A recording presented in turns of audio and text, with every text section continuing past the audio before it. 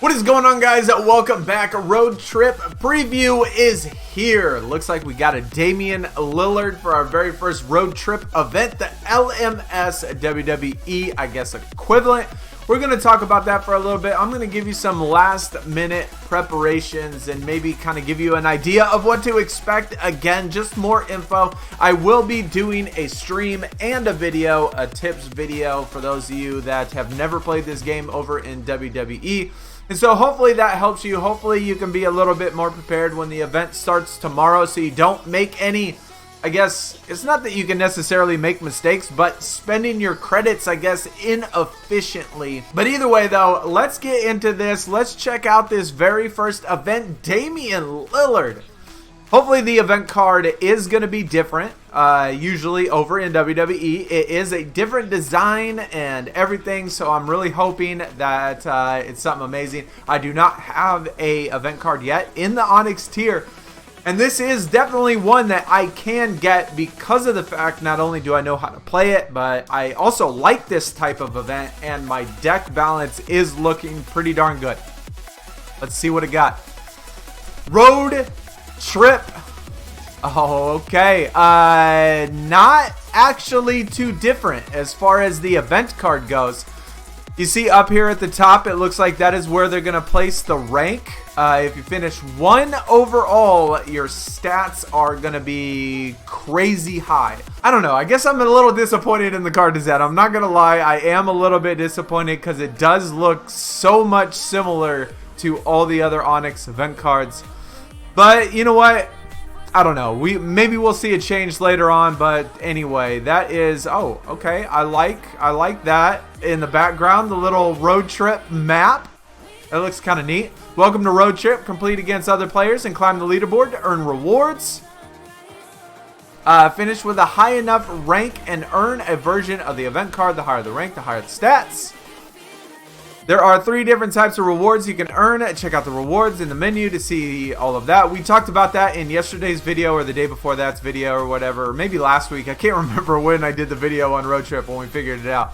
There's still some time before the event begins. Check back soon to get started. Okay, so I do like the card art, the road trip map. I kind of wish they would have made a card design that was similar to that theme, like a road trip in the background or something, or maybe made the card border like a road trip where there was a map and dots and all of that stuff. So let's check out the leaderboard. Let's look at these card stats just so I guess you can get a better idea of what it has. 1,171 for the offense. As we scroll down, as you see, the card stats are going to get lower and lower as we're going along. The 20s, the 30s, the 50s. Wow, these ranks are really bunched up. Okay, so they're going down about 100. We got up to 750. We got 1,000 and 1,200. So this is definitely something new and definitely something that I am not very excited about. Definitely not very excited about. LMS is already an enormous pay-to-win game mode. 100% a crazy pay-to-win game mode. Over in WWE, it is 10,000. The top 10,000 get the event card. Now, obviously in WWE, there's probably a lot more players. Bigger player base means that there's more players getting the event card, etc. I don't know how that necessarily equates to this game. But to say it's close to 1/10 of the player base, I don't know. That might be a stretch. And it's already a crazy, like I said, pay-to-win game mode. And so this is definitely going to hurt the wallet and hurt the time and hurt the possibility and chances of getting an event card. We'll just have to see how the game mode plays out. But yeah, top 1,250 only for the event card. There's the stats. You see there's a huge difference.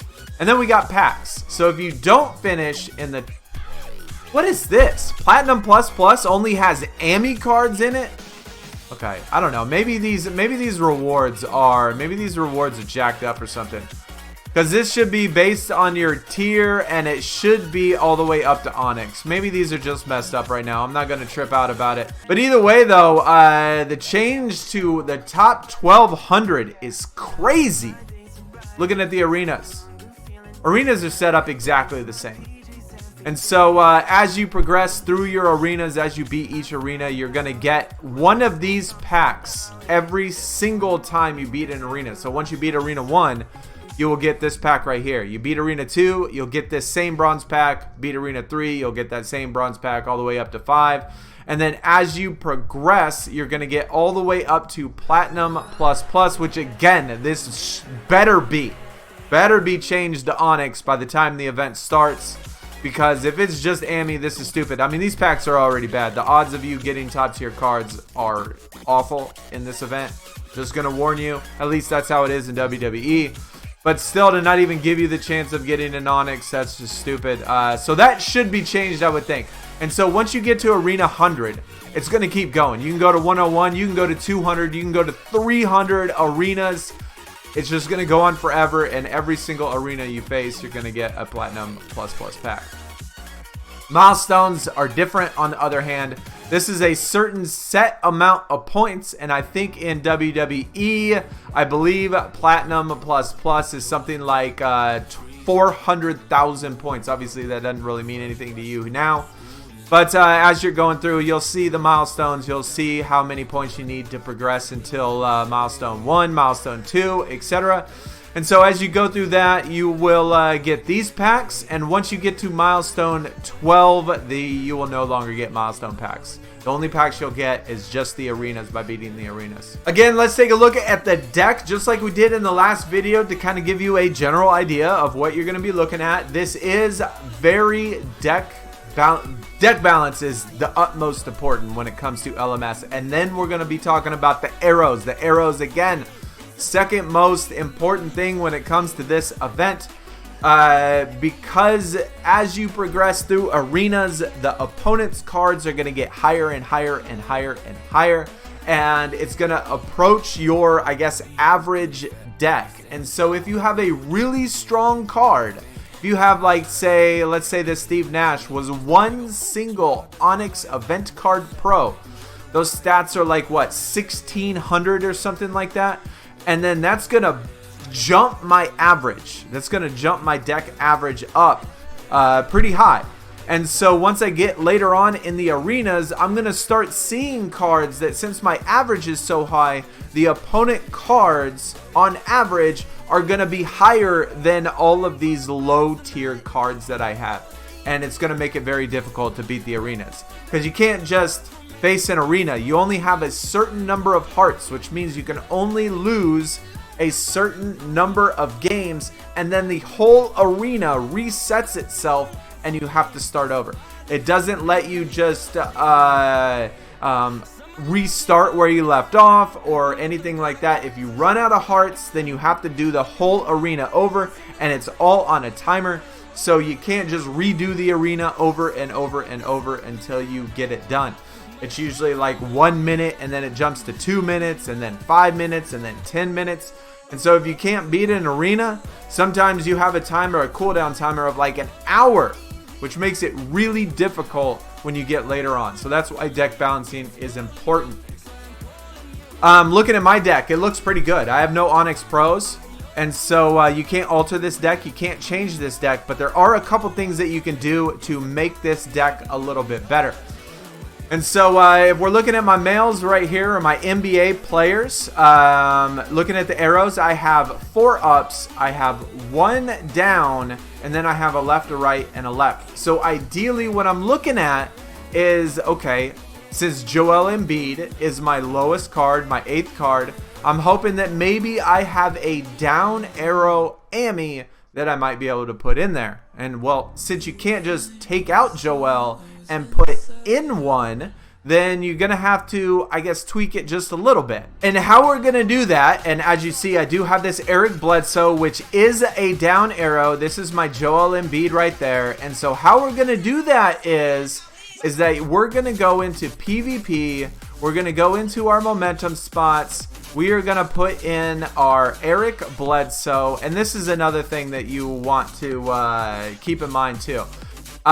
Your momentums, do not put your momentums on your best card. Okay, that's just going to make your gap between your best card and worst card higher. You don't want to put your momentums on your best card. You want to put them on the lowest cards or cards that you need to put them on in order to get them into your deck. So now that the Eric Bledsoe has a momentum, if we go back over to our road trip deck, we're going to view our deck right here. I guess we got to refresh it. And now looking at the deck, we see that since I put the momentum on the Eric Bledsoe, it jumped him up to the 3rd highest card in my deck. And now I no longer have that Joel Embiid, which is a down arrow.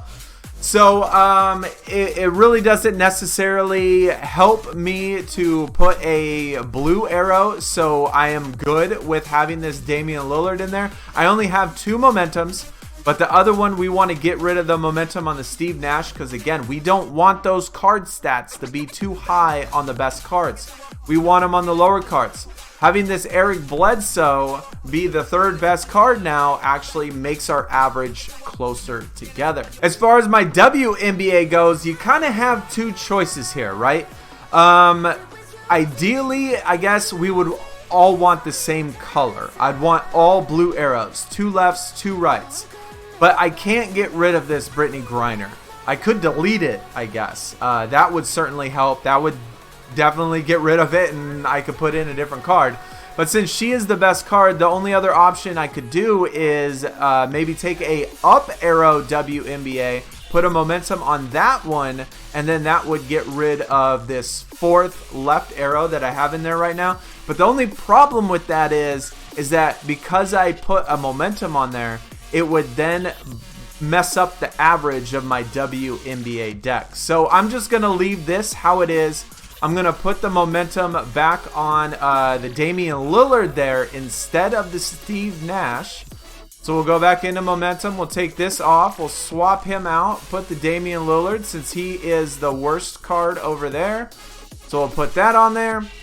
And then we'll go back to our deck. And now, as you see, I have the Damian Lillard in there. And it didn't mess up my deck average because even with a momentum, this Damian Lillard and Eric Bledsoe are not higher than my Dirk or my Steve Nash. And it actually looks really good. I got a up, up, down, down, and then a left, right, 2 ups. And then all of my WNBA are all the same. Another thing you need to know, the average, the NBA and the WNBA are treated different.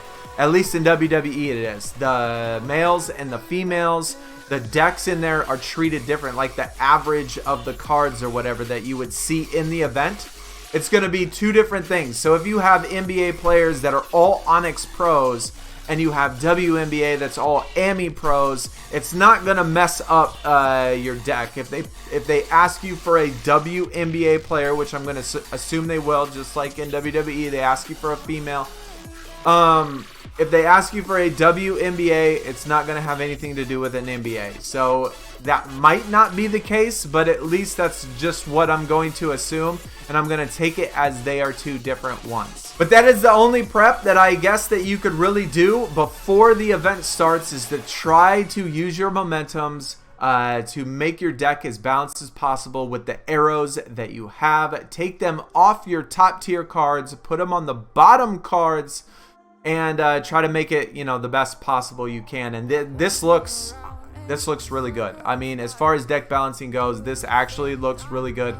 So I'm certainly happy with that. Another few things to keep in mind is that your blocks and reveals, the 2 things that you need from the actual draft board, you cannot get from this game mode.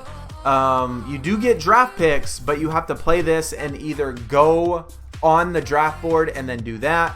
But you can only pull blocks and reveals from the actual draft board. You could also get them in free packs. I'm going to assume that they're going to put them in the free packs. And so you'll be able to get those. You have to have blocks and reveals. You cannot play this game without blocks and reveals. So if you go later on in the arenas and you don't have any blocks or reveals, you will not be able to play this game mode later on. You'll be able to do it at the start, but later on, when you get to later arenas, you have to have them. So you'll either have to buy them with credits, or you'll have to play the draft board until you pull a block and reveal. Another thing to keep in mind is that when you first start in Arena 1, there's going to be very few cards, probably 3 or 4, and there's not going to be any obstacles, which they call fouls. And if you hit a foul, it's going to erase one of your hearts. And so you have the option to use these blocks and reveals to either block your heart, which in case if you hit a foul, then it won't count off your heart. It'll just block the heart or block the foul. Or you can reveal where the fouls are on the draft board. Now, me, typically, I do not use any blocks and reveals until I get to 3 obstacles. That is going to be maybe Arena 15 or 20. I can't necessarily remember when they put it in, but when you first start, it's only going to start with 1 obstacle. And so don't use your blocks and reveals on the first couple arenas. The first arenas when there's only 1 obstacle, because you're going to want to build up point modifiers. And I get that you want those points and you want to bank those points and build up that multiplier by not losing any hearts. But you need those blocks and reveals for later on, and they will definitely be you're going to come into a crunch of not having enough of them later on. So save them in the beginning. Also, another thing to keep in mind, if you plan on spending credits and using a doubler, which doubles the multipliers as you're going through the actual arena, I don't use those until I get to 4 obstacles. And so when there's 4 obstacles on the board, that's when I start to consider that I'm going to use credits to do a point doubler. The reason why you do 4 is because you use a reveal that reveals 3 fouls on the board, and then you use 1 block, and it blocks the heart for when you find the 4th one. And so you can use your multiplier. Another thing that also keep in mind is that you cannot use your blocks over and over and over again. So let's say that there's 5 obstacles on the board. You start off with a block. If that block gets used, you cannot use another block. In the beginning, I think it's up until when there is like 9 or 10 obstacles, maybe even 11 obstacles. When it's somewhere around there, when it's like 9, 10, or 11 obstacles on the board, then you can start using 2 blocks and 2 reveals. But you cannot use more than 1 of each until you get to when there's like 9 or 10 or 11. And that's not till arena like 70 something. So it's a ways down the road. But anyways, that is going to do it for the video. I know I probably talked way too much, but like I said, we will be streaming this. I will do a tips video, at least from all of the information that I have or experience that I have from playing WWE and playing this game mode. I don't know that everything I said in this video is going to be true, because some things could be different. We already seen one thing that was different, and that was the leaderboard, which absolutely scares the shit out of me, that it is only top 1,200, which really scares me. I mean, that makes me think that there's going to be a lot of credits being spent this weekend in order to get a top tier card. But we'll just have to see how it goes. I don't know how many people play this game. I don't know how many people have a good deck balancing. And so, yeah, we'll just have to see. Hopefully the rewards are fixed as well, because the rewards in right now are broken. Can't even get an Onyx card. Absolutely ridiculous. But either way, though, like I said, we will do a video, and we will be doing all that stuff. So stay tuned for that. Get ready, road trip. It's fun. I personally like this event, so we'll just have to see how close it is to over there in WWE. Either way, guys, y'all have a great Wednesday, and I'll see everybody again soon. Y'all take it easy. I'm out. Peace.